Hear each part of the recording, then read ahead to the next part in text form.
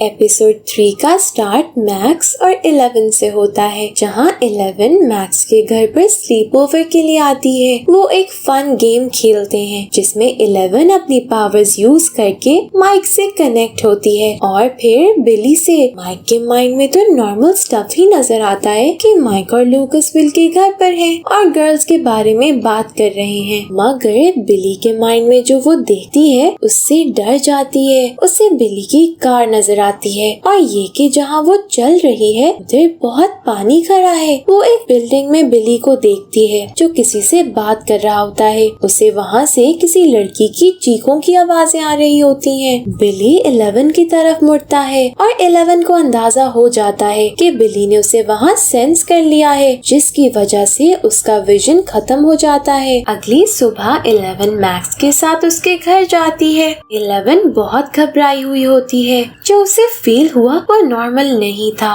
वो बिली के वॉशरूम में जाते हैं। बाथटब में पानी होता है और उसमें से बहुत से यूज्ड आइस पैक्स होते हैं। फिर 11 की नजर सिंक के नीचे कबर्ड पर लगे एक ब्लड स्टेन पर पड़ती है। 11 उसे खोलती है और वहाँ से उसे एक बैग और व्हिसल मिलती है। जॉयस चीफ जिम के घर जाती है और उसे दिखाती है कि किस तरह मैग्नेट्स काम नहीं कर रहे। वो जिम को बताती है कि स्कॉट ने उसे समझाया था कि हो सकता है कोई बहुत बड़ी मशीन यूज की जा रही हो, जिसकी वजह से टाउन के गिर्द एक मैग्नेटिक फील्ड बन गई हो और ये फील्ड टाउन में मैग्नेटिज्म को डिस्टर्ब कर रही हो। जॉयस को शक होता है कि दोबारा से वही सब रिपीट हो रहा है, क्योंकि इतनी बड़ी मशीन्स को ऑपरेट करने के लिए साइंटिस्ट और फंडिंग की जरूरत है। वो जिम से इंसिस्ट करती है कि उन्हें लैब जाकर देखना होगा कि क्या मामला है। जिम को मजबूरन उसका साथ देना पड़ता है। नैन्सी अपने बॉस को रैट्स वाली स्टोरी फॉलो करने का कहती है, मगर वो इस स्टोरी से इम्प्रेस नहीं होते और नैन्सी का मजाक उड़ाते हैं, जिस पर नैन्सी को लगता है कि उसे खुद ही कुछ करना होगा। मॉल में डस्टिन और स्टीव लोगों पर स्पाई कर रहे होते हैं। डस्टिन को इविल रशियन स्पाई की तलाश होती है जो उनकी कंट्री को नुकसान पहुंचाने के इरादे से इधर घूम रहा हो, लेकिन उन्हें ऐसा कोई क्लू नहीं मिलता। इतनी देर में रॉबिन मैसेज को क्रैक कर लेती है, वही मैसेज जिसका जिक्र लास्ट एपिसोड में हुआ था।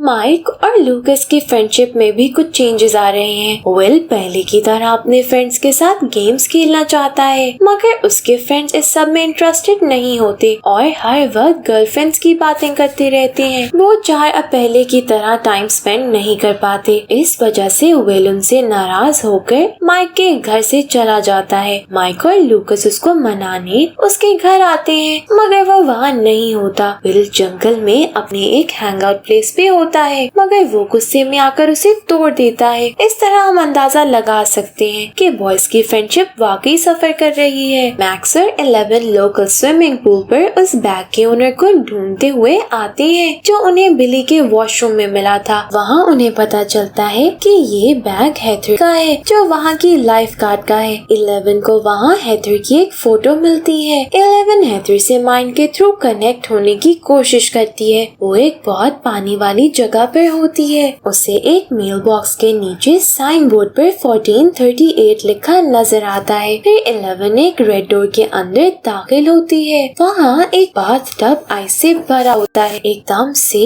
उसमें से हेथर निकलती है और हेल्प के लिए चीखती है। फिर कोई उसे घसीट कर ले जाता है और 11 उसकी हेल्प नहीं कर पाती। लैब के फ्रंट गेट को चेन से बंद किया जाता है। जिम और जॉयस चेन तोड़ के अंदर जाते हैं। लैब में कोई नहीं होता और न ही वहाँ कोई इक्विपमेंट होता है। उन्हें लैब बिल्कुल खाली मिलता है, लेकिन एक कैमरा जिम और जॉयस की मूवमेंट डिटेक्ट कर लेता है। जिम जॉयस को यकीन दिलाता है कि उन्हें पुरानी बातें भूल जानी चाहिए। अब सब खत्म हो गया है। हॉकिंस उनका होम है और यहाँ उनके बहुत से चाहने वाले हैं। उन्हें अब मूव ऑन कर लेना चाहिए। उस रात बहुत तेज बारिश हो रही होती है।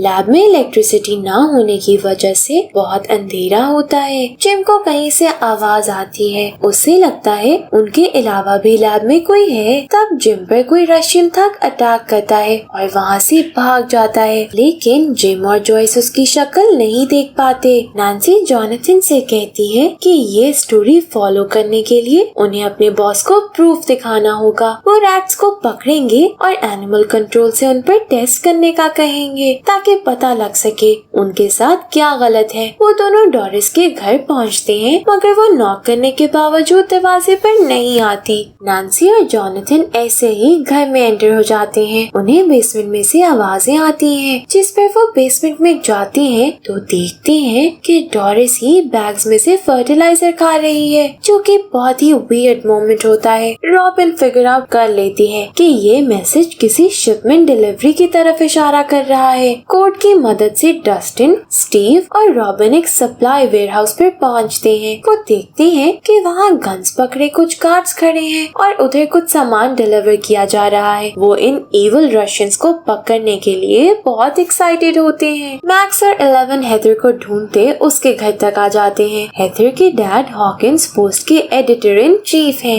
मैक्स और 11 देखते हैं कि बिली भी वहीं है और उनके साथ डिनर कर रहा है और हेथर भी बिल्कुल ठीक वहीं खड़ी है। 11 को अपनी आंखों पर बिल्कुल यकीन नहीं आता। जो विजन उसने देखा था वो गलत नहीं हो सकता, मगर फिर उन्हें वहाँ से जाना ही पड़ता है। बिली उन्हें जाते हुए देख रहा होता है और ऐसा लगता है जैसे 11 की पूरी स्टोरी एक रिकॉर्डिंग की तरह वो देख सकता है। उनके जाते ही हेथर अपने पेरेंट्स को बेहोश कर देती है। वो और बिली उन्हें किडनैप कर लेती हैं। यहाँ वाकई कुछ गड़बड़ है। इसके साथ एपिसोड भी एंड हो जाती है। एपिसोड 4 में बिली और हेथर उसके पेरेंट्स को पुरानी फैक्ट्री ले आते हैं। वो उन दोनों को बांध कर वहाँ से चले जाते हैं। फिर शैडोज में से एक बहुत बड़ा और डरावना मॉन्स्टर निकलता है जो उसके पेरेंट्स के फेसेस को पकड़ लेता है और ऐसे लगता है जैसे वो उन्हें सक कर रहा हो। नैन्सी और जॉनथन एम्बुलेंस कॉल करते हैं जो डोरिस को ले जाती है। डोरिस एक ही सेंटेंस रिपीट कर रही होती है, I have to go back, यानी मुझे वापस जाना है। 11 मैक्स के घर पर होती जब उन्हें माइक, लूकस और विल कॉल करके बुलाते हैं। वो उन्हें फौरन इमरजेंसी का बता के अपने पास बुलाते हैं। मैक्स और 11 वहाँ जाते हैं तो विल उन्हें अपने एक्सपीरियंस के बारे में बताता है। विल को लगता है कि माइंड फ्लेयर वापस आ गया है, क्योंकि विल को उस तरह की अजीब फीलिंग आती है जैसे उसे पहले आती थी जब माइंड फ्लेयर उसके करीब होता था। विल कहता है कि हो सकता है माइंड फ्लेयर का जो पार्ट उसकी बॉडी में था वो गेट क्रॉस नहीं कर सका और जब 11 ने गेट बंद किया तो वो हॉकिंस में ही रह गया। अब उन्हें दोबारा उससे खतरा है। जिम टाउन के मेयर के ऑफिस में उसी थके हुलिये वाला आदमी आते हुए देखता है। सुबह होते ही जिम और जॉयस मेयर लैरी के ऑफिस उस आदमी का पूछने जाते हैं। लैरी से उन्हें पता चलता है कि वो एमी स्टारकोट मॉल से था। स्टारकोट के ओनर्स मॉल को एक्सपैंड करना चाहते हैं और इसके लिए वो मुझे कैश और गिफ्ट्स वगैरह देते हैं कि मैं लैंड खरीदने में हेल्प कर सकूं। लैरी जिम से कहता है कि उसे उन लोगों से उलझना नहीं चाहिए। नैन्सी और जॉनथन ऑफिस वापस आते हैं। जब एडिटर इन चीफ टॉम वापस आता है तो उन्हें खुद से हॉकिंस पोस्ट का नाम लेकर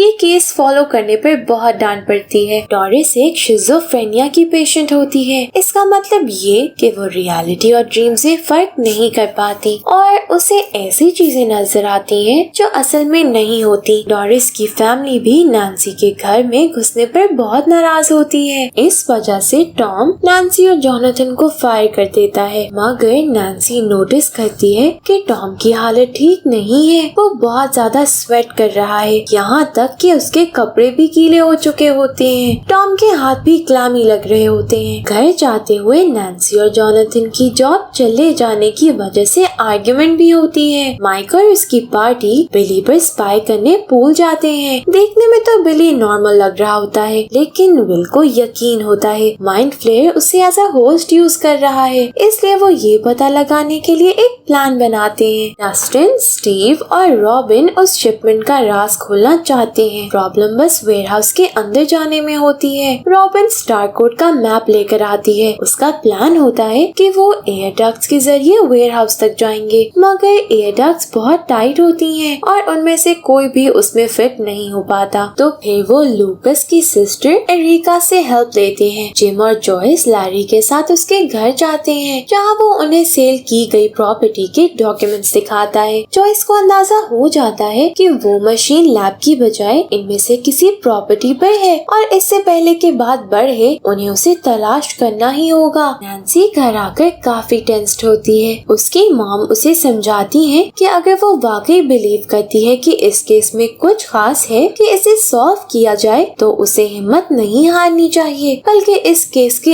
एंड तक जाना चाहिए। नैन्सी मान जाती है। फिर वो डोरिस से मिलने हॉस्पिटल जाती है। एरिका एयर डक्ट्स के जरिए उस वेयरहाउस में दाखिल होती है और फिर वहाँ से रॉबिन, डस्टिन और स्टीव के लिए मेन डोर खोल देती है। सब अंदर आकर बॉक्सेस चेक करते हैं। उन्हें बॉक्सेस में से ग्लास सिलेंडर्स मिलते हैं जिसमें एक ग्रीन कलर का सब्सटेंस होता है जो उन्होंने पहले कभी नहीं देखा होता। डस्टिन वहाँ से निकलने के लिए डोर खोलने की कोशिश करता है मगर बटन्स काम नहीं करते और अचानक से बाकी डोर्स भी बंद होकर उस रूम को सील कर देते हैं। फिर रूम हिलता है और बहुत तेजी से नीचे जाने लगता है, यानी कि वो सब उस रूम में ट्रैप हो चुके हैं। बिली जब शावर लेने जाता है तो माइक और उसके फ्रेंड्स उसके कपड़े छुपा देते हैं। बिली गुस्से में उन्हें ढूंढ रहा होता है, तब बच्चे उसे चकमे से रूम में बंद कर देते हैं और उसका टेम्परेचर बहुत हाई कर देते हैं। दरअसल माइंड फ्लेयर से हॉट टेम्परेचर बिल्कुल बर्दाश्त नहीं होता। बिली मैक्स को इमोशनली ब्लैकमेल करता है कि उसे वहाँ से जाने दे।